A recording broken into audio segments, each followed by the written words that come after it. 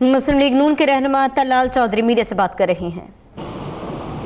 ये एक वलायती किस्म का जालसाज है। ये वलायती मैं इसलिए कह रहा हूँ कि बाहर से पड़ा हुआ, पेंट कोट पहनने वाला, लैंड क्रूज़र में बैठने वाला, जहाज़ में उड़ने वाला है जालसाजी, क्योंकि इसने पूरे का पूरा सफ़र इसी जालसाजी से ज़िंदगी में पैसे भी कमाए और यहाँ तक भी पहुँचा।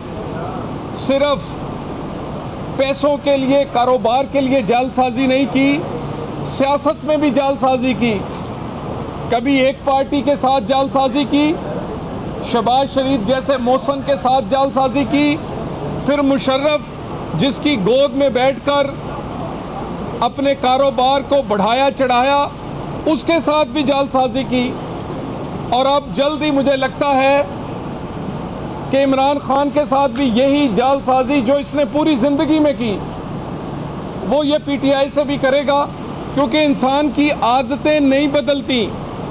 और मैं ये हक़ाइक़ आपके सामने रखना चाहता हूँ कि इस आदमी ने पैसे की खातिर सबसे पहले अपने वालिदैन को, उस कारोबार को जो इसके वालिद और वालदा के नाम था, उनको कोर्ट और कचहरियों में रुलाया, उनको इसी तरह उनके कारोबार पर कब्जा किया।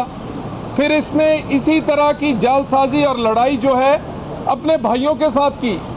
ये रिकॉर्ड का हिस्सा है। बहन भाइयों के साथ भी इसी तरह की जालसाजी की और फिर कारोबार पर जो हिस्सा नहीं भी बनता था उस पर काबज़ हुआ। फिर इसने यही तौर तरीका जो है वो अपने ससुराल से भी अपनाया और आज के दिन तक भी वो केसेस जो हैं वो कोर्टों में समाअत उसकी जारी है। ये जालसाजी। और वो आदमी जो अपनी वालदा को किसी अदालतों में पैसे की खातर, कारोबार की खातर रुला सकता है, वो कुछ भी कर सकता है। ये इस आदमी की तारीख है। और ये अब फिर अदालतों के साथ जालसाजी करने की कोशिश कर रहा है। किस किस को आप बेवकूफ़ बनाएंगे? अदालत को कह रहा है कि मैंने ज़मीन ठेके पर ली और उसके बाद अरबों रुपए मैंने कमाए।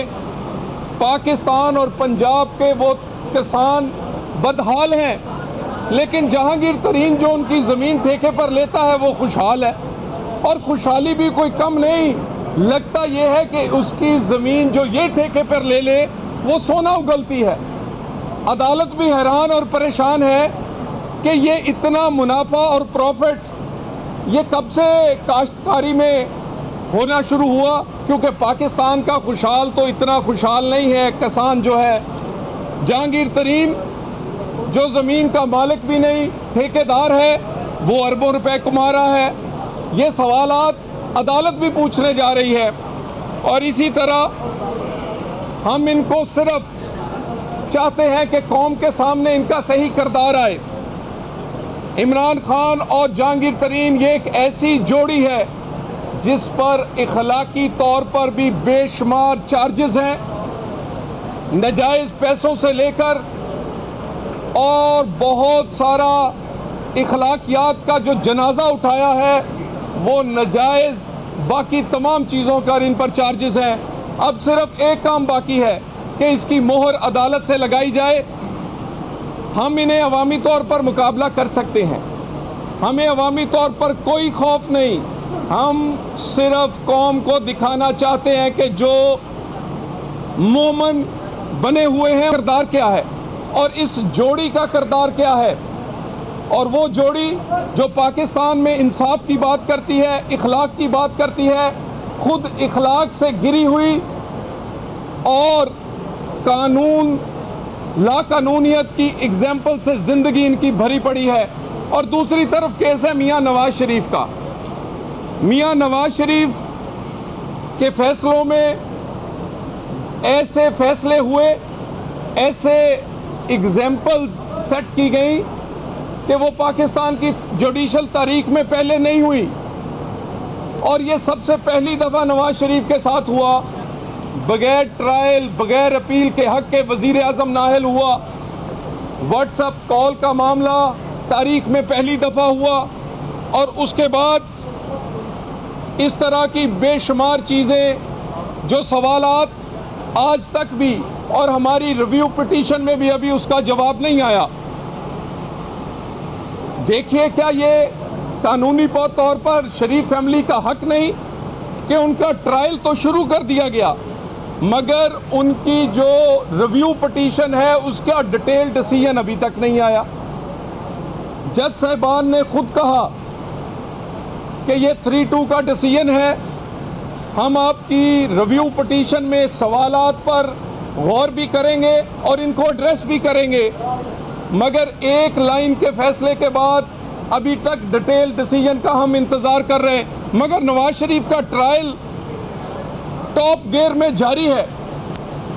इतनी तेज़ी से उसको टॉप गियर में डालने की वजह क्या है? अभी तो डिटेल डिसीजन भी उसका नहीं आया और कहते हैं फर्द जुर्म लगाएंगे। नैब के कानून के मुताबिक किसी ऐसे आदमी पर फर्द जुर्म नहीं लग सकती जिसका रेफरेंस मुकम्मल ना हो। इंटरम रेफरेंस पर फर्द जुर्म नहीं लग सकती। ये भी पाकिस्तान की तारीख में पहली दफ़ा होगा। ये इतनी उजलत क्यों है? ये उजलत नवाज शरीफ को सियासी तौर पर या नून लीग को सियासी तौर पर गिराने के लिए है या इंसाफ और इत्तेसाब के लिए है? ये तमाम कि आप किसी पर फर्द